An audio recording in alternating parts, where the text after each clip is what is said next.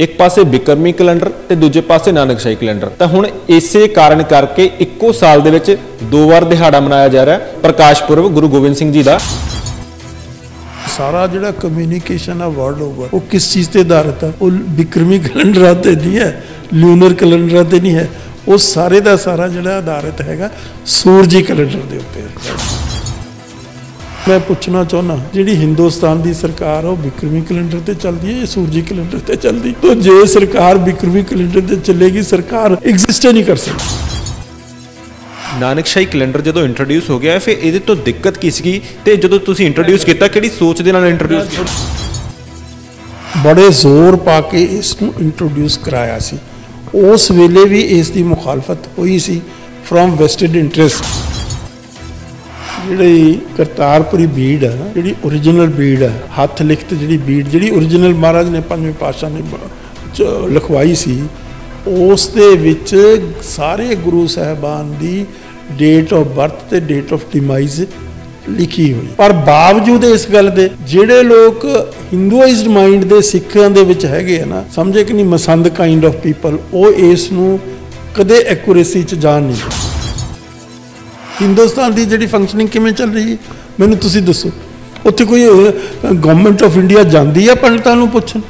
समझे कि नहीं? उन्हां दा अपना एक बहुत बड़ा डिपार्टमेंट है सेंट्रल गवर्नमेंट का। ये मसंद किहड़े ने जिन्हां ने ये सारा बिक्रमी ते नानकशाही का रेड़का पाया होया ते नानकशाही कैलेंडर लगन? तो सब तो वड्डा ते घातक दुश्मन महाराज ने किहनूं डिटरमिन कीता? मसंद नूं। मसंद कौन है? सिੱਖੀ ਸਰੂਪ ਦੇ ਵਿੱਚ सिੱਖੀ ਦੇ ਵਿਰੋਧੀ ਉਹ ਮਸੰਦ ਹੈ। ਭਗਵੰਤ ਮਾਨ ਕਹਿੰਦੇ ਕਿ ਗੁਰਦੁਆਰਿਆਂ ਦੇ ਵਿੱਚੋਂ ਗੋਲਕਾਂ ਚੱਕ ਲਓ ਤਾਂ ਐਜੀਪੀਸੀ ਦੇ ਬਹੁਤੇ ਮੈਂਬਰ ਜਿਹੜੇ ਨੇ ਮੈਂਬਰੀ ਛੱਡ ਜਾਣ। ਭਗਵੰਤ ਮਾਨ ਕੇਜਰੀਵਾਲ ਦਾ ਕਰਿੰਦਾ ਸਮਝੇ ਕਿ ਨਹੀਂ, ਉਹਦੀ ਕੋਈ ਆਪਣੀ ਇੰਡੀਪੈਂਡੈਂਸ।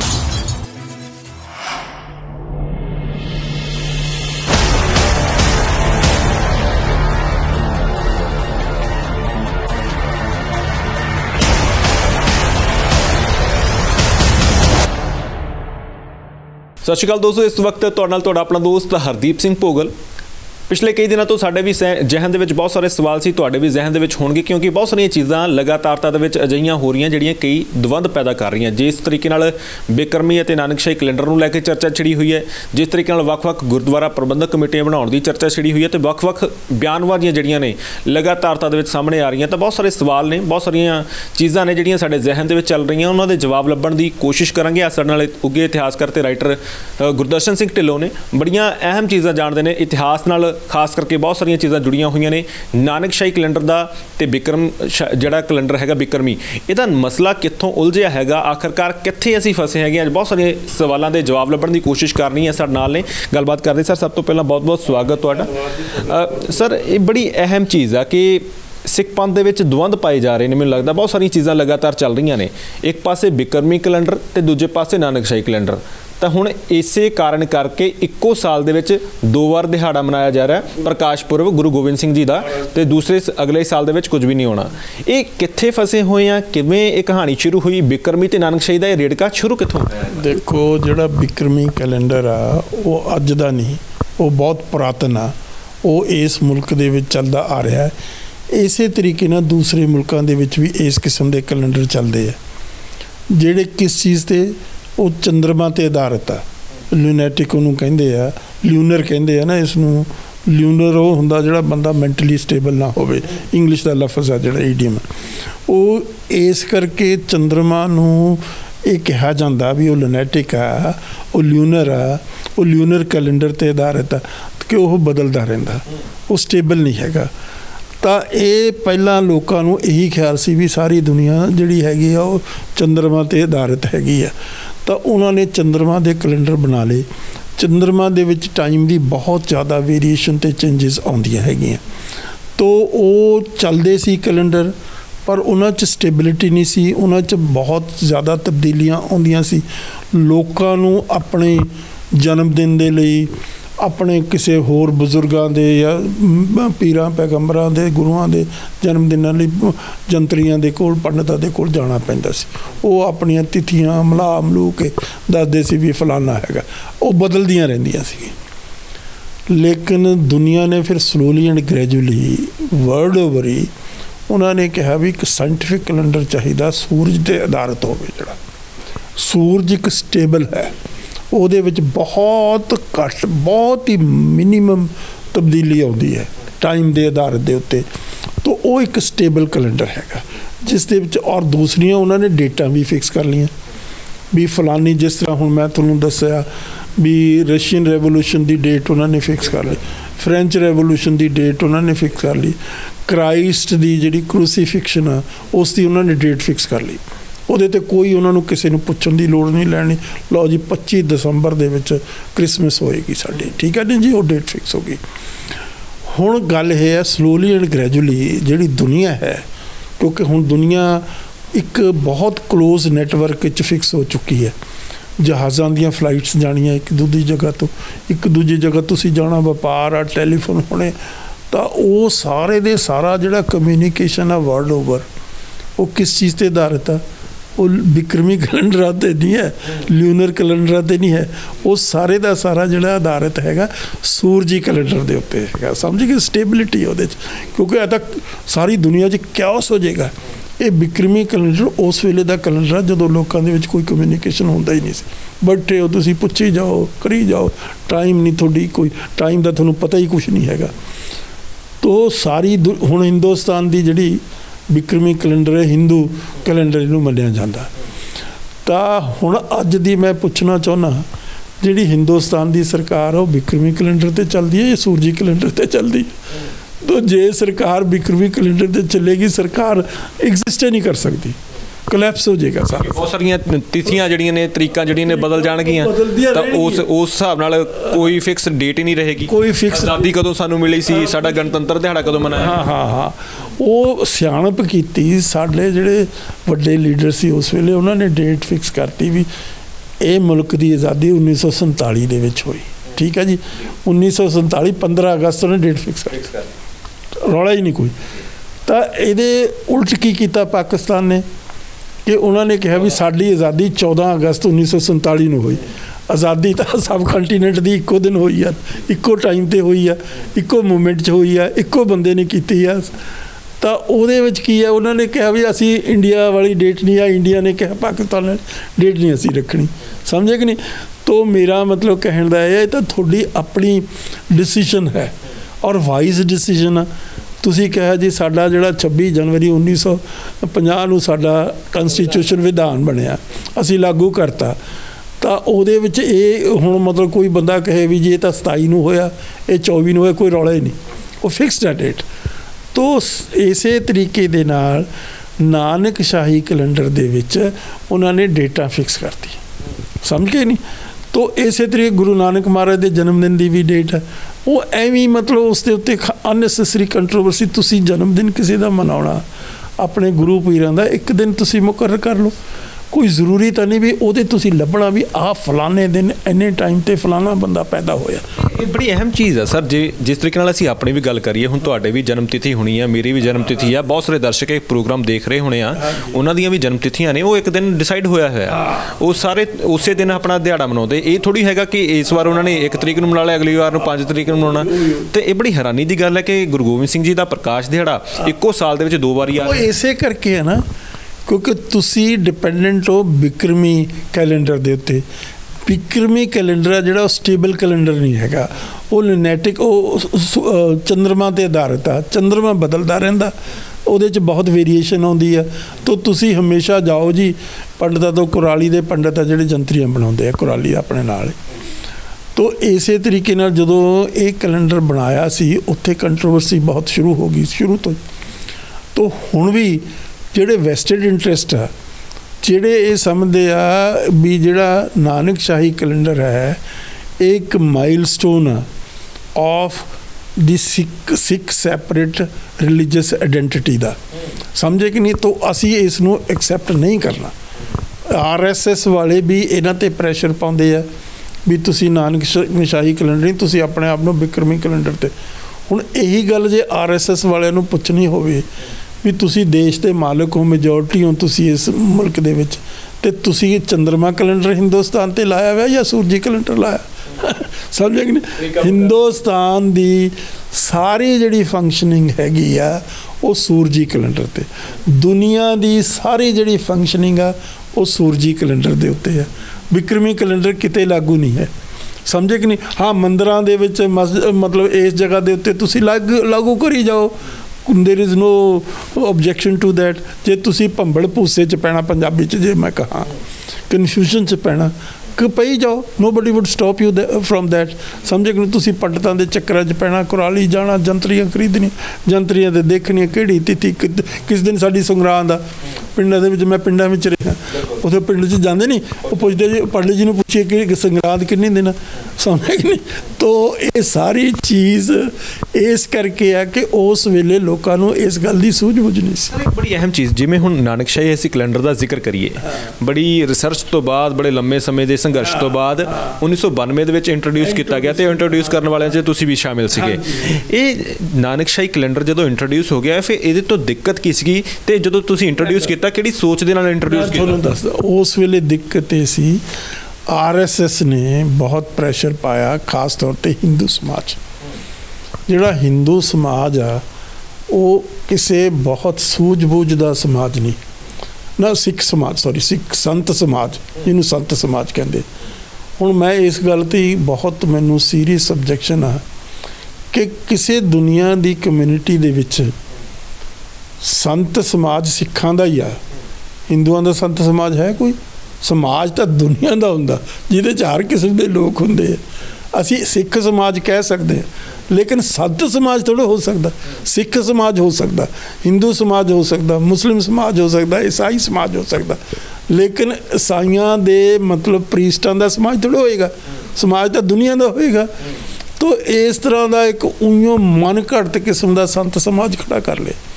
ਉਹਨਾਂ ਨੇ ਸ਼੍ਰੋਮਣੀ ਗੁਰਦੁਆਰਾ ਪ੍ਰਬੰਧਕ ਕਮੇਟੀ ਤੇ ਬਾਦਲ ਸਾਹਿਬ 'ਤੇ ਪ੍ਰੈਸ਼ਰ ਪਾਇਆ ਵੀ ਇਹਨੂੰ ਬਦਲੋ, ਕਿਉਂਕਿ ਉਹਨਾਂ ਦਾ ਆਪਣਾ ਵੈਸਟਡ ਇੰਟਰਸਟ। ਜੇ ਸਾਧ ਦੇ ਕੋਲ ਜਾਊਗਾ, ਜੀ ਮਹਾਰਾਜ ਸਾਨੂੰ ਦੱਸਿਓ ਅਸੀਂ ਸੰਗਰਾਂਦ ਕਿੱਦਣ ਆ, ਐਵੇਂ ਹੀ ਬਣਾਈ ਵੀ ਸੰਗਰਾਂਦ ਦੀ ਕੀ ਇੰਪੋਰਟੈਂਸ? ਕੋਈ ਇੰਪੋਰਟੈਂਸ ਨਹੀਂ ਸੰਗਰਾਂਦ ਦੀ, ਸਮਝੇ ਕਿ ਨਹੀਂ? ਹੁਣ ਇਸੇ ਤਰੀਕੇ ਨਾਲ ਲੋਹੜੀ ਦੀ ਇੱਕ ਡੇਟ ਫਿਕਸ ਹੋਈ ਵੀ ਹੈ, 13 ਅਪ੍ਰੈਲ ਆ, ਉੱਥੇ ਨਾ 13 ਜਨਵਰੀ ਹੈ। ਤੋ ਇਸੇ ਤਰੀਕੇ ਦੇ ਨਾਲ ਹੁਣ ਤੁਸੀਂ ਜਾ ਕੇ ਪੁੱਛਦੇ ਰਹਿੰਦੇ ਹੋ ਪੰਡਤਾਂ ਤੋਂ, ਭਾਈ ਸਾਨੂੰ ਦੱਸਿਓ ਜੀ ਫਲਾਨਾ ਦਿਨ ਕਦੋਂ, ਫਲਾਨਾ ਜਿਹੜੀ ਤਿਥੀ ਕਦੋਂ ਆ, ਫਲਾਨਾ ਤਿਉਹਾਰ ਕਦੋਂ ਆ, ਦੁਸਹਿਰਾ ਕਦੋਂ ਆਊਗਾ, ਦੀਵਾਲੀ ਬਦਲਦੀ ਰਹਿੰਦੀ ਹੈ ਕਿ ਨਹੀਂ? ਜਿਹੜੇ ਪੰਡਤ ਬਦਲਦੇ ਰਹਿੰਦੇ ਆ, ਜੇ ਤੁਸੀਂ ਕਿਉਂ ਨਹੀਂ ਇੱਕ ਡੇਟ ਫਿਕਸ ਕਰਦੇ ਬਾਈ? ਇਸੇ ਤਰੀਕੇ ਨਾਲ ਹੁਣ ਜਿਵੇਂ ਵਿਸਾਖੀ ਹੈ, ਵਿਸਾਖੀ ਦੀ ਡੇਟ ਜੇ ਤੁਸੀਂ ਇਸੇ ਕੈਲੰਡਰ 'ਤੇ ਆਧਾਰਿਤ ਹੋਗੇ ਨਾ, ਬਿਕਰਮੀ ਕੈਲੰਡਰ 'ਤੇ, ਉਹ ਕੁਛ ਸਾਲਾਂ ਮਗਰੋਂ ਬਹੁਤ ਅੱਗੇ ਚਲੀ ਜਾਊਗੀ। ਤੋ ਜੇ ਉਸ ਦੀ ਡੇਟ ਫਿਕਸ ਕਰ ਦਿੱਤੀ ਜਾਵੇ ਵੀ 13 ਅਪ੍ਰੈਲ ਹੈਗੀ ਆ ਭਾਈ ਵਿਸਾਖੀ, ਉੱਥੇ ਅਸੀਂ ਮਨਾਉਣੀ, ਸਮਝੇ ਕਿ ਨਹੀਂ? ਉਹ ਫਿਰ ਉਹ ਬਿਹਤਰ ਹੋਏਗਾ ਕਿ ਤੁਸੀਂ ਜਾ ਕੇ ਪੰਡਤਾਂ ਤੋਂ ਪੁੱਛੋ ਵੀ ਕਦੋਂ ਵਿਸਾਖੀ ਹੋਏਗੀ। ਬੜੀ ਅਹਿਮ ਚੀਜ਼, ਬਿਲਕੁਲ। ਆ ਜਿਹੜਾ ਤੁਹਾਡਾ ਮੈਂ ਜ਼ਿਕਰ ਕਰਨ ਲੱਗਾ ਸੀ 1992 ਦਾ ਆਪਾਂ ਜ਼ਿਕਰ ਕਰ ਲਈਏ, ਕਿਉਂਕਿ ਉਹ ਜਦੋਂ ਇੰਟਰੋਡਿਊਸ ਕੀਤਾ ਗਿਆ ਨਾਨਕਸ਼ਾਹੀ ਕੈਲੰਡਰ, ਉਹਨਾਂ ਦੇ ਵਿੱਚ ਤੁਸੀਂ ਵੀ ਸੀਗੇ। ਮੈਂ ਪ੍ਰੈਜ਼ੀਡੈਂਟ ਸੀ ਉਸ ਵੇਲੇ ਇੰਸਟੀਚਿਊਟ ਆਫ ਸਿੱਖ ਸਟੱਡੀਜ਼ ਦਾ, ਔਰ ਅਸੀਂ ਬੜੇ ਜ਼ੋਰ ਪਾ ਕੇ ਇਸ ਨੂੰ ਇੰਟਰੋਡਿਊਸ ਕਰਾਇਆ ਸੀ। ਉਸ ਵੇਲੇ ਵੀ ਇਸ ਦੀ ਮੁਖਾਲਫਤ ਹੋਈ ਸੀ ਫਰੋਮ ਵੈਸਟਡ ਇੰਟਰਸਟ।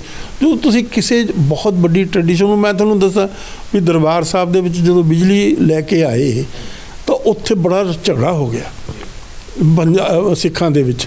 ਕੁਝ ਸਿੱਖ ਕਹਿਣ ਲੱਗੇ ਬਿਜਲੀ ਨਹੀਂ ਲਾਉਣੀ, ਕਿਉਂਕਿ ਸਾਡੀ ਜਿਹੜੀ ਟ੍ਰੈਡੀਸ਼ਨ ਆ ਉਹ ਤਾਂ ਉਹਦੇ 'ਤੇ ਹੈ ਨਾ ਵੀ ਦੀਪ ਜਲਾ ਕੇ ਹੀ ਹੈ ਨਾ, ਤਾਂ ਉਹ ਕਹਿੰਦੇ ਵੀ ਉਹਦੀ ਕੁਛ ਜਿਹੜੇ ਸਾਇੰਟੀਫਿਕ ਜਿਹੜੇ ਐਡਵਾਂਸਡ ਥਿੰਕਿੰਗ ਦੇ ਬੰਦੇ ਸੀ, ਉਹ ਕਹਿਣ ਲੱਗੇ ਇਹਦੀ ਕੀ ਲੋੜ ਆ, ਹੁਣ ਪੋਲਿਊਸ਼ਨ ਕਰਦਾ ਦੀਵਾ, ਪੋਲਿਊਸ਼ਨ ਹੀ ਕਰਦਾ ਨਾ, ਧੂੰਆਂ ਹੋਏਗਾ ਦੀਵੇ ਦੇ ਵਿੱਚ, ਔਰ ਲਾਈਟ ਘੱਟ ਹੋਏਗੀ, ਔਰ ਉਹਦਾ ਖਰਚਾ ਵੱਧਦਾ ਹੋਏਗਾ। ਤਾਂ ਉਹ ਕਹਿਣ ਲੱਗੇ ਵੀ ਬਿਜਲੀ 'ਚ ਬਲਬ ਲਗਵਾਓ, ਤਾਂ ਉੱਥੇ ਵੀ ਰੌਲਾ ਪਿਆ ਸੀ। ਸੋ ਸਮਝੇ, ਜਦੋਂ ਵੀ ਕੋਈ ਤੁਸੀਂ ਪ੍ਰੋਗਰੈਸਿਵ ਸਟੈਪ ਲੈਂਦੇ ਹੋ ਤਾਂ ਜਿਹੜੇ ਟ੍ਰੈਡੀਸ਼ਨਲ ਲੋਕ ਆ ਉਸ ਨੂੰ ਆਬਜੈਕਟ ਕਰਦੇ ਆ। ਤੋ ਇਸੇ ਤਰੀਕੇ ਨਾਲ ਜਿਹੜਾ ਨਾਨਕਸ਼ਾਹੀ ਕੈਲੰਡਰ ਆ, ਇਹ ਪ੍ਰੋਗਰੈਸਿਵ, ਸਾਇੰਟੀਫਿਕ ਤੇ ਬਿਲਕੁਲ ਐਕੂਰੇਟ ਕੈਲੰਡਰ ਬਣਾਇਆ ਸੀ, ਡੇਟਾਂ ਫਿਕਸ ਕੀਤੀਆਂ ਹੋਈਆਂ ਸੀ। ਹੁਣ ਤੁਸੀਂ ਉਸੇ ਭੰਬਲ ਭੁੱਸੇ 'ਚ ਪਏ ਹੋ ਨਾ ਕਿ 10ਵੇਂ ਪਾਤਸ਼ਾਹ ਦਾ ਜਿਹੜਾ ਪ੍ਰਕਾਸ਼ ਦਿਹਾੜਾ ਉਹ ਕਦੋਂ ਮਨਾਈਏ ਅਸੀਂ? 1 ਸਾਲ 'ਚ ਤਾਂ 2 ਵਾਰੀ ਆ ਗਿਆ। ਉਹ ਕਿਉਂ ਆ ਗਿਆ? ਕਿਉਂਕਿ ਤੁਸੀਂ ਦੀਵਾਨੇ ਹੋ ਇਹ ਜਿਹੜਾ ਇਹ ਬਿਕਰਮੀ ਕੈਲੰਡਰ ਦੇ, ਤੁਸੀਂ ਸਾਇੰਟੀਫਿਕ ਤੁਹਾਡਾ ਆਊਟਲੁੱਕ ਹੈ ਨਹੀਂ, ਸਮਝੇ ਕਿ ਨਹੀਂ? ਤਾਂ ਜੇ ਇੱਕ ਡੇਟ ਅਸੀਂ ਫਿਕਸ ਕਰ ਲਈਏ, ਇਸੇ ਤਰੀਕੇ ਨਾਲ ਗੁਰੂ ਨਾਨਕ ਮਹਾਰਾਜ ਦੀ ਡੇਟ ਅਸੀਂ ਪ੍ਰਕਾਸ਼ ਜਿਹੜਾ ਉਤਸਵ ਮਨਾਈਏ ਸਾਰੀਆਂ। ਔਰ ਮੈਂ ਤੁਹਾਨੂੰ ਬੜੀ ਇੰਟਰਸਟਿੰਗ ਗੱਲ ਦੱਸਦਾ, ਜਿਹੜੀ ਕਰਤਾਰਪੁਰੀ ਬੀੜ ਹੈ ਨਾ, ਜਿਹੜੀ ਓਰੀਜਨਲ ਬੀੜ ਹੈ, ਹੱਥ ਲਿਖਤ ਜਿਹੜੀ ਬੀੜ, ਜਿਹੜੀ ਓਰੀਜਨਲ ਮਹਾਰਾਜ ਨੇ 5ਵੇਂ ਪਾਤਸ਼ਾਹ ਨੇ ਲਿਖਵਾਈ ਸੀ, ਉਸ ਦੇ ਵਿੱਚ ਸਾਰੇ ਗੁਰੂ ਸਾਹਿਬਾਨ ਦੀ ਡੇਟ ਆਫ ਬਰਥ ਤੇ ਡੇਟ ਆਫ ਡਿਮਾਈਜ਼ ਲਿਖੀ ਹੋਈ ਹੈ। ਪਰ ਬਾਵਜੂਦ ਇਸ ਗੱਲ ਦੇ ਜਿਹੜੇ ਲੋਕ ਹਿੰਦੂਇਜ਼ਡ ਮਾਈਂਡ ਦੇ ਸਿੱਖਾਂ ਦੇ ਵਿੱਚ ਹੈਗੇ ਆ ਨਾ, ਸਮਝੇ ਕਿ ਨਹੀਂ, ਮਸੰਦ ਕਾਈਂਡ ਆਫ ਪੀਪਲ, ਉਹ ਇਸ ਨੂੰ ਕਦੇ ਐਕੂਰੇਸੀ 'ਚ ਜਾਣ ਨਹੀਂ ਦਿੰਦੇ। ਉਹ ਕਹਿੰਦੇ ਆ ਨਹੀਂ, ਸਾਡੇ ਕੋਲ ਆਓ, ਅਸੀਂ ਤੁਹਾਨੂੰ ਦੱਸਾਂਗੇ ਕਿੱਦਣ ਮਹਾਰਾਜ ਦਾ ਪ੍ਰਕਾਸ਼ ਜਿਹੜਾ ਦਿਹਾੜਾ ਹੈਗਾ। ਫਿਰ ਇਹ ਜਿਹੜਾ ਗੁਰੂ ਗੋਬਿੰਦ ਸਿੰਘ ਜੀ ਦਾ ਪ੍ਰਕਾਸ਼ ਦਿਹਾੜਾ, ਹੁਣ ਕੁਝ ਲੋਕ ਕਹਿ ਰਹੇ ਨੇ ਕਿ 5 ਜਨਵਰੀ ਨੂੰ ਮਨਾਉਣਾ ਚਾਹੀਦਾ, ਤੇ ਕੁਝ ਮਨਾਉਣਗੇ ਵੀ, ਤੇ ਕੁਝ ਲੋਕਾਂ ਨੇ ਪਿਛਲੇ ਸਾਲ ਦੇ ਵਿੱਚ 2 ਵਾਰੀ ਮਨਾ ਲਿਆ। ਤੁਹਾਡੇ ਹਿਸਾਬ ਨਾਲ ਕਿਹੜੀ ਤਾਰੀਖ ਸਹੀ? ਮੈਂ ਤਾਂ ਕਹਿੰਦਾ ਉਹਨਾਂ ਦਾ ਪ੍ਰਕਾਸ਼ ਉਤਸਵ ਸਾਰਾ ਸਾਲ ਹੀ ਮਨਾਉਣਾ ਚਾਹੀਦਾ। ਉਹ ਐਡੀ ਬੜੀ ਸ਼ਖਸੀਅਤ ਦੇ ਮਾਲਕ ਸੀ, ਇਤਨੀ ਉਹਨਾਂ ਨੇ ਮਤਲਬ ਸ਼ਹਾਦਤ ਦਿੱਤੀ ਆ ਆਪਣੇ ਸਾਰੇ ਪਰਿਵਾਰ ਦੀ। ਉਹ ਤਾਂ ਹਰ ਮੂਮੈਂਟ 'ਤੇ ਸਿੱਖ ਨੂੰ ਆਪਣੀ ਜ਼ਿਹਨ ਦੇ ਵਿੱਚ ਰੱਖਣਾ ਚਾਹੀਦਾ। ਉਹਦੀ ਕੋਈ ਇਹੋ ਜਿਹੀ ਡੇਟ ਹੋਣੀ ਚਾਹੀਦੀ ਮੇਰੀ ਸਮਝ ਦੇ ਮੁਤਾਬਕ। ਤਾਂ ਜੇ ਡੇਟ ਇੱਕ ਫਿਕਸ ਵੀ ਹੋ ਗਈ, ਉਹਨੂੰ ਤੁਸੀਂ ਸੈਲੀਬ੍ਰੇਟ ਕਰਨਾ ਤਾਂ ਫਿਰ ਠੀਕ ਹੈ। ਤੂੰ ਕਿਉਂ ਤੁਸੀਂ ਜਾ ਕੇ ਪੰਡਤ ਤੋਂ ਪੁੱਛੋ, ਸਮਝੇ ਕਿ ਨਹੀਂ? ਕਿਉਂ ਤੁਸੀਂ ਜਾ ਕੇ ਕਿਸੇ ਦੇ ਭੰਬਲ ਭੁੱਸੇ ਜੰਤਰੀਆਂ ਬੰਤਰੀਆਂ ਦੇ ਵਿੱਚ ਭੱਜੇ ਫਿਰੋ, ਸਮਝੇ ਕਿ ਨਹੀਂ? ਇੱਕ ਡੇਟ ਸਿੱਖ ਕੌਮ ਫੈਸਲਾ ਕਰ ਲਏ ਵੀ ਆਹ ਮਹਾਰਾਜ ਦਾ ਅਸੀਂ ਪ੍ਰਕਾਸ਼ ਉਤਸਵ ਇਸ ਦਿਨ ਮਨਾਉਣਾ। ਗੱਲ ਖਤਮ। ਤੁਹਾਡੇ ਤੋਂ ਇਹ ਸਵਾਲ ਤਾਂ ਕੀਤਾ ਸੀ ਕਿਉਂਕਿ ਤੁਸੀਂ ਨਿੱਜੀ ਰਾਏ ਵੀ ਦਿੱਤੀ ਆਪਣੀ ਕਿ ਸਾਰਾ ਸਾਲ ਮਨਾਉਣਾ ਚਾਹੀਦਾ, ਇਹਦੇ ਵਿੱਚ ਕੋਈ ਦੋਬੰਦ ਨਹੀਂ ਹੈਗਾ, ਕਿਉਂਕਿ ਉਹਨਾਂ ਨੂੰ ਹਮੇਸ਼ਾ ਯਾਦ ਰੱਖਣਾ ਚਾਹੀਦਾ। ਪਰ ਤੁਸੀਂ ਹਿਸਟੋਰੀਅਨ ਵੀ ਹੋ, ਤੁਸੀਂ ਬਹੁਤ ਸਾਰੇ ਤੱਥਾਂ ਦੀ ਜਾਣਕਾਰੀ ਰੱਖਦੇ ਹੋ, ਤਾਂ ਇਸ ਕਰਕੇ ਤੁਹਾਡੇ ਹਿਸਾਬ ਨਾਲ ਐਕਚੁਅਲ ਡੇਟ ਹੈ ਕੀ ਉਹਦਾ? ਨਹੀਂ ਹੈ ਤਾਂ ਜਿਹੜੀ ਉਹ ਨਾਨਕ ਸ਼ਾਹੀ ਕੈਲੰਡਰ ਨੇ ਫਿਕਸ ਕੀਤੀਆਂ ਵੇ ਡੇਟਾਂ, ਸਾਰੀਆਂ ਡੇਟਾਂ ਉਹਨਾਂ ਨੇ ਫਿਕਸ ਕਰਤੀਆਂ, ਸਾਰੀਆਂ ਡੇਟਾਂ ਉਹਨਾਂ ਨੇ ਦੱਸ ਦਿੱਤੀਆਂ ਵੀ ਇਸ ਤਰੀਕੇ ਦੇ ਨਾਲ ਅਸੀਂ ਚੱਲੀਏ।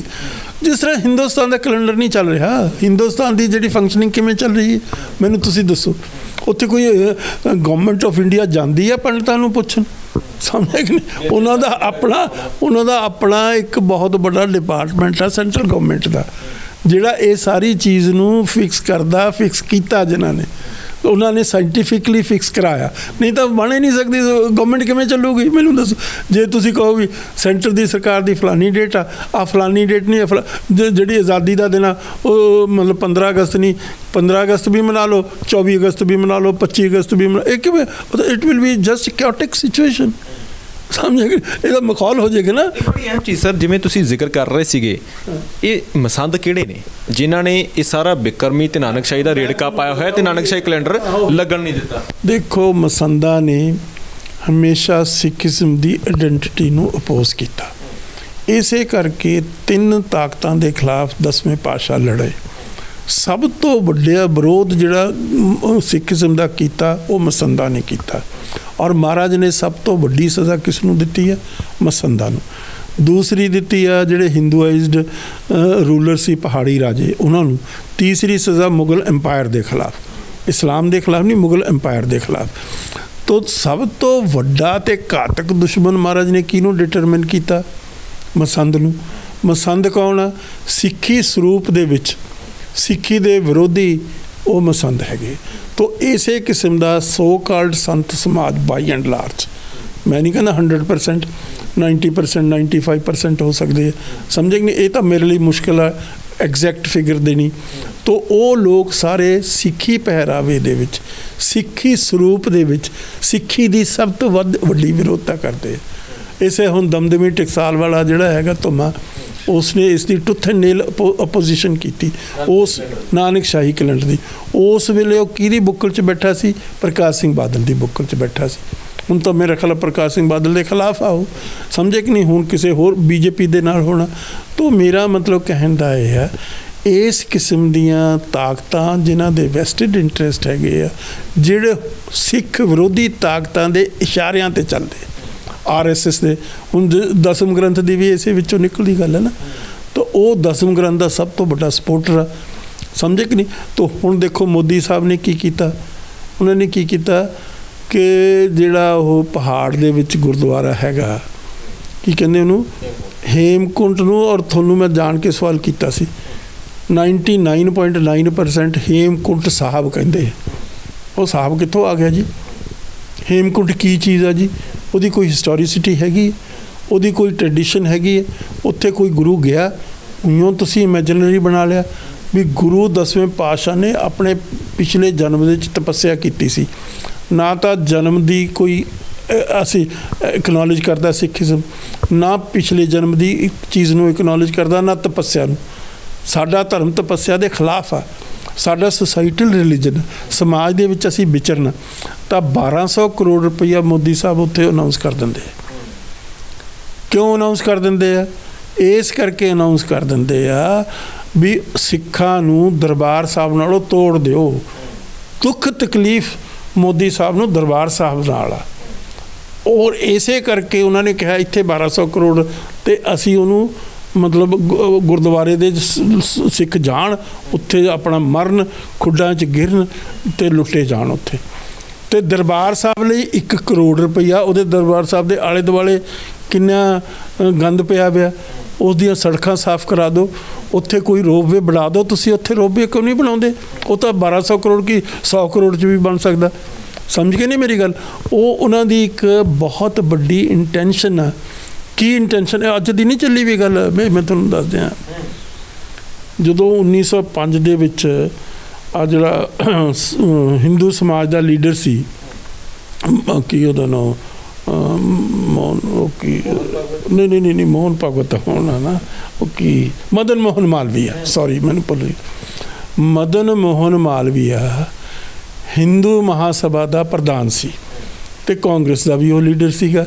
ਉਹ 1905 ਦੇ ਵਿੱਚ ਅੰਮ੍ਰਿਤਸਰ ਦੇ ਵਿੱਚ ਆਇਆ। ਅੰਮ੍ਰਿਤਸਰ ਦੇ ਵਿੱਚ ਆਇਆ ਤਾਂ ਬੇਵਕੂਫ ਸਿੱਖਾਂ ਨੇ ਉਹਦਾ ਬੜਾ ਜ਼ਿਆਦਾ ਵੈਲਕਮ ਕੀਤਾ। ਸੋ ਮੱਚ ਸੋ ਕਿ ਖਾਲਸਾ ਕਾਲਜ ਦੇ ਜਿਹੜੇ ਸਟੂਡੈਂਟ ਸੀ, ਉਹਨਾਂ ਨੇ ਉਹਦੀ ਜਿਹੜੀ ਬੱਗੀ ਸੀ ਉਹਦੇ 'ਚੋਂ ਬਲਦਾਂ ਨੂੰ ਹਟਾ ਕੇ ਆਪ ਉਹਦੀ ਜੋ ਕੀਤੀ, ਉਹਨੂੰ ਉਹਦੀ ਜਗ੍ਹਾ। ਉਸ ਨੇ ਜਦੋਂ ਦਰਬਾਰ ਸਾਹਿਬ ਦੇ ਵਿੱਚ ਗਿਆ, ਚਲਾਕ ਪੜ੍ਹਿਆ ਲਿਖਿਆ ਬ੍ਰਾਹਮਣ ਸੀ, ਉਹ ਕੱਟੜ ਬ੍ਰਾਹਮਣ ਸੀ, ਤਾਂ ਉਸ ਨੇ ਦਰਬਾਰ ਸਾਹਿਬ ਦੇ ਵਿੱਚ ਦੇਖਿਆ ਵੀ ਇਹ ਤਾਂ ਬੜੀ ਇੰਸਪੀਰੇਸ਼ਨ ਦਿੰਦਾ ਸਿੱਖਾਂ ਨੂੰ, ਇਹ ਤਾਂ ਬੜੀ ਮੋਟੀਵੇਸ਼ਨ ਦਿੰਦਾ ਸਿੱਖਾਂ ਨੂੰ। ਉਹਨਾਂ ਦੇ ਜੀਵਨ ਦੇ ਵਿੱਚ ਇੱਕ ਬਹੁਤ ਬੜਾ ਪਰਿਵਰਤਨ ਆ ਜਾਂਦਾ ਜਦੋਂ ਇੱਥੇ ਆਉਂਦੇ। ਉਹਨੇ ਉਹਦਾ ਸ਼ਰੀਕ ਖੜਾ ਕਰਤਾ ਦੁਰਗਿਆਣਾ ਮੰਦਿਰ, ਤਾਂ ਕਿ ਸਿੱਖਾਂ ਨੂੰ ਉਹਨਾਂ ਦੀ ਮਾਨਸਿਕਤਾ ਦੇ ਵਿੱਚੋਂ ਦਰਬਾਰ ਸਾਹਿਬ ਨੂੰ ਕੱਢ ਦਿੱਤਾ ਜਾਵੇ। ਇਹੀ ਗੱਲ, ਉਸੇ ਕਿਸਮ ਦੀ ਗੱਲ ਮੋਦੀ ਸਾਹਿਬ ਨੇ ਕੀਤੀ ਹੈ, ਔਰ ਬੜਾ ਦੁੱਖ ਦੀ ਗੱਲ ਹੈ। ਆਈ ਵਾਸ ਸੋ ਪਰਟਰਬਡ ਐਂਡ ਅਪਸੈਟ ਜਦੋਂ ਸਾਡਾ ਜਥੇਦਾਰ ਜਿਹੜਾ ਆਪਣੇ ਆਪ ਨੂੰ ਪੜ੍ਹਿਆ ਲਿਖਿਆ ਉਸ ਚੀਜ਼ ਨੂੰ ਵੈਲਕਮ ਕਰਦਾ। ਇੱਕ ਬੜੀ ਅਹਿਮ ਚੀਜ਼ ਹੈ, ਜਿਵੇਂ ਤੁਸੀਂ ਜ਼ਿਕਰ ਕਰ ਰਹੇ ਹੋ ਕਿ ਨਰਿੰਦਰ ਮੋਦੀ ਹੋਰਾਂ ਦੇ ਵੱਲੋਂ ਇਹ ਚੀਜ਼ ਕੀਤੀ ਗਈ, ਪਰ ਦੂਜੇ ਪਾਸੇ ਉਹ ਲਾਲ ਕਿਲੇ ਦੇ ਵਿੱਚ ਗੁਰੂ ਤੇਗ ਬਹਾਦਰ ਦਾ ਪ੍ਰਕਾਸ਼ ਦਿਹਾੜਾ ਮਨਾ ਕੇ ਤਾਂ ਇਹ ਵੀ ਸੁਨੇਹਾ ਦੇਣ ਦੀ ਕੋਸ਼ਿਸ਼ ਕਰਦੇ ਕਿ ਅੱਜ ਤੱਕ ਮਨਾਇਆ। ਮੈਂ ਦੱਸ ਦਿੰਦਾ, ਉਹ ਇਸ ਕਰਕੇ ਕੀਤਾ ਗਿਆ ਤਾਂ ਕਿ ਸਿੱਖਾਂ ਦੀ ਜ਼ਿਹਨ ਦੇ ਵਿੱਚ ਇੱਕ ਐਨਿਮਿਟੀ ਜਿਹੜੀ ਹੈ ਉਹ ਅਲਟੀਮੇਟਲੀ ਇਸਲਾਮ ਦੇ ਨਾਲ ਖੜੀ ਕੀਤੀ ਜਾਵੇ। ਸਿੱਖਾਂ ਦੀ ਵਿਰੋਧਤਾ ਇਸਲਾਮ ਦੇ ਨਾਲ ਨਹੀਂ ਹੈ, ਸਿੱਖਾਂ ਦੀ ਵਿਰੋਧਤਾ ਮੁਗਲ ਐਂਪਰਰਸ ਦੇ ਨਾਲ ਸੀਗੀ। ਸਮਝ ਕੇ ਨਹੀਂ? ਜੇ ਸਿੱਖੀਜ਼ਮ ਦੀ ਥੋੜ੍ਹੀ ਬਹੁਤੀ ਕੋਈ ਚੀਜ਼ ਮਿਲਦੀ ਜੁਲਦੀ ਆ ਤਾਂ ਇਸਲਾਮ ਦੀ ਜਿਹੜੀ ਡੈਫੀਨੇਸ਼ਨ ਆਫ ਗੋਡ ਹੈ ਉਹਦੇ ਨਾਲ ਮਿਲਦੀ ਹੈ। ਸਮਝੇ ਕਿ ਨਹੀਂ? ਤੋ ਸੈਮਿਟਿਕ ਰਿਲੀਜਨ ਦੇ ਵਿੱਚ ਗੋਡ ਤੇ ਆਦਮੀ ਅੱਡ ਆ, ਸਮਝੇ ਕਿ ਨਹੀਂ? ਲੇਕਿਨ ਸਾਡਾ ਇੱਕ ਧਰਮ ਆ ਜਿੱਥੇ ਗੋਡ ਤੇ ਜਿਹੜਾ ਆਦਮੀ ਆ ਉਹ ਵਨ ਹੈ। ਸਮਝ ਕੇ ਨਹੀਂ ਮੇਰੀ ਗੱਲ? ਸੈਮਿਟਿਕ ਰਿਲੀਜਨ ਆ ਜਿਹੜਾ ਇਸਲਾਮ ਆ, ਇਸੇ ਤਰੀਕੇ ਕ੍ਰਿਸਚੈਨਿਟੀ ਆ, ਜੂਡਾਇਜ਼ਮ, ਜਿੰਨੇ ਵੈਸਟ ਦੇ ਰਿਲੀਜਨ। ਤੋ ਮੇਰਾ ਮਤਲਬ ਇਹ ਮੋਦੀ ਸਾਹਿਬ ਬਹੁਤ ਵੱਡੀ ਪਲੈਨਡ ਤਰੀਕੇ ਨਾਲ ਸਾਰੀ ਗੱਲਾਂ ਕਰ। ਹੁਣ ਵੀਰ ਬਾਲ ਵੀਰ ਦਿਵਸ ਦੀ ਤੁਹਾਨੂੰ ਗੱਲ ਦੱਸ ਦਿੰਦਾ। ਵੀਰ ਲਫ਼ਜ਼ ਲਾਤਾ ਸਾਹਿਬਜ਼ਾਦਿਆਂ ਦੀ ਸ਼ਾਹ, ਮੇਰਾ ਰੋਣਾ ਨਿਕਲਦਾ ਓਨੈਸਟਲੀ ਸਪੀਕਿੰਗ। ਵੀਰ ਸ਼ਬਦ ਕਿਹਦੇ ਨਾਲ ਲਾਤਾ ਤੁਸੀਂ? ਸਵਰਕਰ ਨਾਲ ਲਾਤਾ, ਜਿਸ ਨੇ 3 ਵਾਰੀ ਅੰਗਰੇਜ਼ਾਂ ਤੋਂ ਚਿੱਠੀ ਲਿਖ ਕੇ ਹੱਥ ਲਿਖ ਦੇ ਨਾਲ ਮਾਫੀ ਮੰਗੀ ਹੈ। ਸਾਡੇ ਬੱਚਿਆਂ ਨੇ, ਸਾਡੇ ਸਾਹਿਬਜ਼ਾਦੇ ਨੇ ਮਾਫੀ ਮੰਗੀ ਕਿਸੇ ਤੋਂ? ਕਿੱਡੀ ਬੜੀ ਸ਼ਹਾਦਤ। 7 ਸਾਲ ਤੇ 9 ਸਾਲ ਦਾ ਬੱਚਾ ਅੱਖ ਨਾਲ ਅੱਖ ਮਿਲਾ ਕੇ ਕਹਿ ਰਿਹਾ ਮੈਂ I am not accepting Islam. I am accepting martyrdom. ਉਹ ਤੁਸੀਂ ਵੀਰ ਲਫ਼ਜ਼ ਜਿਸ ਬੰਦੇ ਨਾਲ ਤੁਸੀਂ ਲਾਇਆ, ਜਿਸ ਬੰਦੇ ਨੇ 3 ਵਾਰੀ ਅੰਗਰੇਜ਼ਾਂ ਤੋਂ ਲਿਖਤੀ ਰੂਪ 'ਚ ਮਾਫੀ ਮੰਗੀ ਵੀ ਹੈ, ਉਹ ਸਾਡੇ ਸਾਹਿਬਜ਼ਾਦੇ ਨਾਲ ਤੁਸੀਂ ਲਾਓਗੇ। ਇਸ ਤਰੀਕੇ ਨਾਲ ਤੁਸੀਂ ਸਾਨੂੰ ਡੈਨੀਗ੍ਰੇਟ ਕਰੋਗੇ। ਔਰ ਉਸ ਗੱਲ ਦੇ ਉੱਤੇ ਆ ਜਿਹੜੇ ਬਹਿਰੂਪੀਏ ਮਸੰਦ ਸਿੱਖ ਹੈਗੇ ਉਹ ਉਹਨੂੰ ਵਧਾਈਆਂ ਦੇ ਰਹੇ। ਕਿਸ ਗੱਲ ਦੀਆਂ ਵਧਾਈਆਂ ਦੇ ਰਹੇ ਹੋ? ਸਾਡੇ ਸਾਹਿਬਜ਼ਾਦਿਆਂ ਨੂੰ ਤੂੰ ਬਾਲ ਬਣਾ ਦਿੱਤਾ, ਜਿਨ੍ਹਾਂ ਦੀ ਇਤਨੀ ਬੜੀ ਦ੍ਰਿੜਤਾ ਹੈ, ਇਤਨਾ ਬੜਾ ਉਹਨਾਂ ਦਾ ਮੋਟੀਵੇਸ਼ਨ ਹੈ, ਇਤਨੀ ਬੜੀ ਉਹਨਾਂ ਦੀ ਇੰਸਪੀਰੇਸ਼ਨ ਜਿਹੜੀ ਦੁਨੀਆ ਦੇ ਇਤਿਹਾਸ ਦੇ ਵਿੱਚ ਨਹੀਂ ਹੈਗੀ। ਬਹੁਤ ਸਾਰੇ ਲੋਕ ਚੁੱਪ ਬੈਠੇ ਨੇ, ਇਸ ਚੀਜ਼ ਨੂੰ ਦੇਖ ਕੇ ਬੜੀ ਹੈਰਾਨੀ ਹੁੰਦੀ ਹੈ। ਉਹ ਸਵਾਰਥੀ ਹੈ ਜਿਹੜੇ ਚੁੱਪ ਬੈਠੇ। ਆਖਰੀ ਸਵਾਲ ਸਰ, ਜਿੱਦਾਂ ਮੈਂ ਸ਼ੁਰੂਆਤ ਦੇ ਵਿੱਚ ਵੀ ਜ਼ਿਕਰ ਕੀਤਾ ਸੀ ਕਿ ਹੁਣ ਸ਼੍ਰੋਮਣੀ ਗੁਰਦੁਆਰਾ ਪ੍ਰਬੰਧਕ ਕਮੇਟੀ ਜਿਸ ਤਰੀਕੇ ਨਾਲ ਹਰਿਆਣੇ ਦੇ ਵਿੱਚ ਮਾਨਤਾ ਮਿਲ ਗਈ, ਹੁਣ ਰਾਜਸਥਾਨ ਦੀ ਆਵਾਜ਼ ਵੀ ਉੱਠ ਰਹੀ। ਉਹੀ ਮੈਂ ਤੁਹਾਨੂੰ ਦੱਸਦਾ ਨਾ, ਸਿੱਖਾਂ ਦੀ ਯੂਨਿਟੀ ਨੂੰ ਤੋੜਨਾ, ਸਿੱਖਾਂ ਦੀ ਆਇਡੈਂਟੀਟੀ ਨੂੰ ਮਲੀਆਮੇਟ ਕਰਕੇ ਅਸੀਮੀਲੇਟ ਕਰਨਾ ਹਿੰਦੂਇਜ਼ਮ ਦੇ 'ਚ, ਦਿਸ ਇਜ਼ ਏ ਪਲੈਨਡ ਵੇ। ਇਹ ਇੰਡੀਅਨ ਸਟੇਟ 1947 ਤੋਂ ਕਰ ਰਹੀ ਹੈ। ਹੁਣ ਜ਼ਿਆਦਾ ਫੋਰਸੀਬਲੀ ਕਰ ਰਹੇ ਮੋਦੀ ਸਾਹਿਬ ਇਹ ਸਾਰੀ ਚੀਜ਼ ਨੂੰ, ਲੇਕਿਨ ਐਪਰੈਂਟਲੀ ਐਂ ਦਿਖਾ ਰਿਹਾ ਜਿਵੇਂ ਸਿੱਖਾਂ ਦੇ ਬਹੁਤ ਵੱਡੇ ਹਮਦਰਦ ਹੁੰਦੇ। ਇਨ ਐਕਚੁਅਲ ਪ੍ਰੈਕਟਿਸ ਸਿੱਖਾਂ ਨੂੰ ਖਤਮ ਕਰਨ ਦੀ RSS ਦੀ ਇਹ ਸਾਜ਼ਿਸ਼ ਹੈਗੀ ਹੈ, ਜਿਸ ਸਾਜ਼ਿਸ਼ ਨੂੰ ਅਨਫੋਰਚੂਨੇਟਲੀ ਸਾਡੇ ਜਥੇਦਾਰ ਜਿਹੜਾ ਟੋਟਲੀ ਫੇਲ ਹੋਇਆ। ਇੱਕ ਬੜੀ ਅਹਿਮ ਚੀਜ਼ ਨਾਲ ਦੀ ਨਾਲ ਇਹ ਵੀ ਜ਼ਿਕਰ ਕਰਦੇ ਚੱਲੀਏ, ਭਗਵੰਤ ਮਾਨ ਕਹਿੰਦੇ ਕਿ ਗੁਰਦੁਆਰਿਆਂ ਦੇ ਵਿੱਚੋਂ ਗੋਲਕਾਂ ਚੱਕ ਲਓ ਤਾਂ HPC ਦੇ ਬਹੁਤੇ ਮੈਂਬਰ ਜਿਹੜੇ ਨੇ ਉਹ ਮੈਂਬਰੀ ਛੱਡ ਜਾਣ। ਭਗਵੰਤ ਮਾਨ ਕੀ ਚੀਜ਼ ਆ? ਭਗਵੰਤ ਮਾਨ ਕੇਜਰੀਵਾਲ ਦਾ ਕਰਿੰਦਾ, ਸਮਝੇ ਕਿ ਨਹੀਂ? ਉਹਦੀ ਕੋਈ ਆਪਣੀ ਇੰਡੀਪੈਂਡੈਂਟ ਸੋਚ ਨਹੀਂ, ਇੰਡੀਪੈਂਡੈਂਟ ਉਹਦੀ ਵਿਚਾਰਧਾਰਾ ਨਹੀਂ। ਕੇਜਰੀਵਾਲ ਦੀ ਕੀ ਵਿਚਾਰਧਾਰਾ? ਉਹ ਤਾਂ ਕਹਿੰਦਾ ਨੋਟਾਂ ਦੇ ਉੱਤੇ ਗਾਂਧੀ ਦੇ ਨਾਲ ਲਕਸ਼ਮੀ ਅਤੇ ਫਲਾਨੀ ਉਹਨੂੰ ਵੀ, ਗਣੇਸ਼ ਨੂੰ ਵੀ ਲੈ ਕੇ ਆਓ। ਕੱਟੜ ਤੋਂ ਕੱਟੜ ਹਿੰਦੂ ਉਹ ਆ ਜਿਹੜਾ ਦੂਸਰੀਆਂ ਮਿਨੋਰਟੀ ਕਮਿਊਨਿਟੀਜ਼ ਨੂੰ ਖਤਮ ਕਰਨਾ ਚਾਹੁੰਦਾ ਔਰ ਉਹਨਾਂ ਦਾ ਵੈਰੀ ਆ, ਔਰ ਖ਼ਾਸ ਤੌਰ 'ਤੇ ਸਿੱਖਾਂ ਦਾ ਵੈਰੀ ਹੈ। ਉਹ ਉਹੀ ਕੰਮ ਭਗਵੰਤ ਮਾਨ ਤੋਂ ਕਰਾ ਰਿਹਾ ਜਿਹੜਾ ਸਿੱਖਾਂ ਨੂੰ ਮਲੀਆਮੇਟ ਕਰੇਗਾ, ਸਿੱਖੀ ਨੂੰ ਖਤਮ ਕਰੇਗਾ। ਵੈਸੇ ਲੱਗਦਾ ਨਹੀਂ ਕਿ ਪੰਜਾਬ ਦੀ ਜਦੋਂ ਅਸੀਂ ਗੱਲ ਕਰਦੇ ਹਾਂ ਤਾਂ ਇੱਥੇ ਅਸੀਂ ਧਰਮਾਂ ਦੇ ਵਿੱਚ ਜ਼ਿਆਦਾ ਵੰਡੀਆਂ ਨਹੀਂ ਪਾਉਂਦੇ। ਅਸੀਂ ਆਮ ਤੌਰ 'ਤੇ ਲੋਕਾਂ ਦੇ ਵਿੱਚ ਵਿਚਰਦੇ ਹਾਂ, ਉਹਨਾਂ ਨਾਲ ਧਰਮ ਜਾਂ ਜਾਤ ਪੁੱਛ ਕੇ ਦੋਸਤੀ ਮਿੱਤਰਤਾ ਨਹੀਂ ਕਰਦੇ। ਇਹੀ ਚੀਜ਼ ਖਲਦੀ ਹੈਗੀ ਹੈ ਕਿ ਪੰਜਾਬ ਦੇ ਵਿੱਚ ਇਹ ਏਕਤਾ ਕਿਉਂ ਹੈਗੀ? ਇਸ ਏਕਤਾ ਦੇ ਖਿਲਾਫ ਆਵਾਜ਼ ਹਮੇਸ਼ਾ ਬੁਲੰਦ ਹੈ। ਸਿੱਖਾਂ ਨੇ 40 ਸਾਲ ਰਾਜ ਕੀਤਾ, ਕਿਸੇ ਇੱਕ ਬੰਦੇ ਨੂੰ ਮਜਬੂਰ ਕੀਤਾ ਉਸ 40 ਸਾਲ ਦੇ ਵਿੱਚ ਵੀ ਤੂੰ ਆਪਣੇ ਧਰਮ ਪਰਿਵਰਤਨ ਕਰ ਲਾ। ਕੋਈ ਐਗਜ਼ਾਮਪਲ ਨਹੀਂ ਇਸ ਕਿਸਮ ਦੀ। ਇਹਨੂੰ ਅੰਗਰੇਜ਼ੀ 'ਚ ਪ੍ਰੋਜ਼ਿਲਿਟਾਈਜੇਸ਼ਨ ਕਹਿੰਦੇ। ਇਹ ਹੋ ਹੀ ਨਹੀਂ ਸਕਦੀ ਕਿਉਂਕਿ ਸਿੱਖੀਜ਼ਮ ਇਹ ਗੱਲ ਅਲਾਉ। ਸਿੱਖੀਜ਼ਮ ਧਰਮ ਦੀ ਆਜ਼ਾਦੀ ਦਾ, ਮਲਟੀ ਕਲਚਰਲਿਜ਼ਮ ਦਾ ਸਭ ਤੋਂ ਵੱਡਾ ਹਮਾਇਤੀ ਹੈ। ਤੋ ਇਸ ਕਰਕੇ ਅਸੀਂ ਕਿਸੇ ਨੂੰ ਇਹ ਗੱਲ ਕਹਿ ਹੀ ਨਹੀਂ ਸਕਦੇ ਕਿ ਭਾਈ ਤੂੰ ਆਪਣਾ ਧਰਮ। ਗੁਰੂ ਤੇਗ ਬਹਾਦਰ ਸਾਹਿਬ ਦੀ ਜਿਹੜੀ ਸ਼ਹਾਦਤ ਹੈ ਉਹ ਇਸ ਗੱਲ ਦੀ ਹੈ ਕਿ ਹਰ ਇਨਸਾਨ ਨੂੰ ਜਨਮ ਅਧਿਕਾਰ ਹੈ ਕਿ ਆਪਣੇ ਧਰਮ ਦੀਆਂ ਰਹੁ ਰੀਤਾਂ ਦੇ ਮੁਤਾਬਕ ਆਪਣਾ ਜੀਵਨ ਬਸਰ ਕਰੇ। ਉਹ ਇਸ ਕਰਕੇ ਨਹੀਂ ਵੀ ਉਹ ਹਿੰਦੂਇਜ਼ਮ ਦੇ ਸਪੋਰਟਰ ਆ। ਹਰ ਧਰਮ ਨੂੰ ਜੇ ਉਹ ਜਨੇਊ ਪਾਉਣਾ ਚਾਹੁੰਦੇ ਕਿਉਂ ਨਹੀਂ ਉਹਨਾਂ ਨੂੰ ਅਲਾਉ ਕਰਦੇ ਤੁਸੀਂ? ਜੇ ਉਹ ਗੀਤਾ ਪੜ੍ਹਨੀ ਚਾਹਦੇ ਅਲਾਉ ਕਰੋ। ਜੋ ਵੀ ਆਪਣਾ ਰਿਚੁਅਲਿਜ਼ਮ ਕਰਨਾ ਚਾਹੁੰਦਾ ਹਿੰਦੂ ਕਰੇ, ਸਮਝੇ ਕਿ ਨਹੀਂ? ਇਸ ਗੱਲ 'ਤੇ ਸਿੱਖਾਂ ਨੂੰ ਕੋਈ ਇਤਰਾਜ਼ ਨਹੀਂ ਹੈ। ਪਰ ਜੇ ਕੋਈ ਹਿੰਦੂ ਸ਼ਾਸਕ ਸਿੱਖਾਂ ਦੀ ਜਿਹੜੀ ਆਪਣੀ ਆਇਡੈਂਟੀਟੀ ਆ ਉਸ ਨੂੰ ਮਲੀਆਮੇਟ ਕਰਨਾ ਚਾਹੁੰਦਾ, ਉਸ ਗੱਲ 'ਤੇ ਬਹੁਤ ਸਾਨੂੰ ਓਬਜੈਕਸ਼ਨ ਹੈ। ਔਰ ਖ਼ਾਸ ਤੌਰ 'ਤੇ ਉਹਨਾਂ ਜਿਹੜੇ ਸਾਡੇ ਬਿੰਬ ਆ, ਜਿਹੜੇ ਸਾਡੇ ਜੀਵਨ ਦਾ ਆਧਾਰ ਆ, ਉਹਨਾਂ ਨੂੰ ਮਲੀਆਮੇਟ ਕਰਨਾ ਚਾਹੁੰਦਾ, that can not be accepted by the Sikhs. ਸਨ ਗੁਰਦਰਸ਼ਨ ਢਿੱਲੋਂ, ਬਹੁਤ ਸਾਰੀਆਂ ਚੀਜ਼ਾਂ ਸੀਗੀਆਂ, ਬਹੁਤ ਸਾਰੇ ਸਵਾਲ ਸੀਗੇ ਸਾਡੇ ਜ਼ਿਹਨ ਦੇ ਵਿੱਚ ਵੀ, ਤੁਹਾਡੇ ਜ਼ਿਹਨ ਦੇ ਵਿੱਚ ਵੀ ਹੋਣਗੇ ਕਿ ਆਖਰਕਾਰ ਇਹ ਸਾਡੇ ਸਮਾਜ ਦੇ ਆਲੇ ਦੁਆਲੇ ਇੱਦਾਂ ਦੇ ਸਵਾਲ ਉੱਠ ਕਿਉਂ ਰਹੇ ਨੇ। ਬਹੁਤ ਅਹਿਮ ਚੀਜ਼ਾਂ ਸੀਗੀਆਂ ਜਿਹੜੀਆਂ ਅੱਜ ਤੁਹਾਨੂੰ ਪਤਾ ਲੱਗੀਆਂ ਹੋਣਗੀਆਂ ਕਿਉਂਕਿ ਬੜੇ ਭੇਤ ਰੱਖੇ ਜਾਂਦੇ ਨੇ, ਅਤੇ ਬਹੁਤ ਸਾਰੀਆਂ ਚੀਜ਼ਾਂ ਜਿਹੜੀਆਂ ਨੇ ਗੁਰਦਰਸ਼ਨ ਸਿੰਘ ਢਿੱਲੋਂ ਹੋਰਾਂ ਨੇ ਤੁਹਾਨੂੰ ਦੱਸੀਆਂ ਨੇ। ਉਮੀਦ ਕਰਦੇ ਕਿ ਤੁਹਾਡੇ ਸ਼ੰਕੇ ਵੀ ਦੂਰ ਹੋਏ ਹੋਣਗੇ ਅਤੇ ਸਾਨੂੰ ਉਲਝਾਉਣ ਦੀ ਕੋਸ਼ਿਸ਼ ਕੌਣ ਕਰ ਰਿਹਾ ਇਹਦੇ ਬਾਰੇ ਵੀ ਤੁਹਾਨੂੰ ਬਹੁਤ ਸਾਰੀ ਜਾਣਕਾਰੀ ਮਿਲੀ ਹੋਊਗੀ। ਤੁਸੀਂ ਇਸ ਬਾਰੇ ਆਪਣੀਆਂ ਟਿੱਪਣੀਆਂ ਸਾਡੇ ਨਾਲ ਜ਼ਰੂਰ ਸਾਂਝੇ ਕਰੋ। ਫਿਲਹਾਲ ਇੱਥੇ ਤੁਹਾਡੇ ਤੋਂ ਆਗਿਆ ਨਹੀਂ ਹੈ। ਬਹੁਤ ਬਹੁਤ ਧੰਨਵਾਦ।